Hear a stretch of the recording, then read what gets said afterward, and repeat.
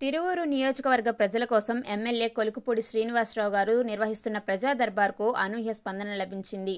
నియోజకవర్గం నలుమూలల నుంచి వివిధ వర్గాల ప్రజలు వారి వారి సమస్యలను విన్నవించుకుంటున్నారు. ఎన్టీఆర్ జిల్లా తిరువూరు నియోజకవర్గ ప్రజలు ఎమ్మెల్యే గారిని కుటుంబ సభ్యులుగా భావించి వారి సమస్యను చెప్పుకుంటూ ఉంటున్నారు. అలాగే ఎమ్మెల్యే గారు కూడా వారి సమస్యలు వింటూ నేనున్నానని భరోసా ఇస్తున్నారు.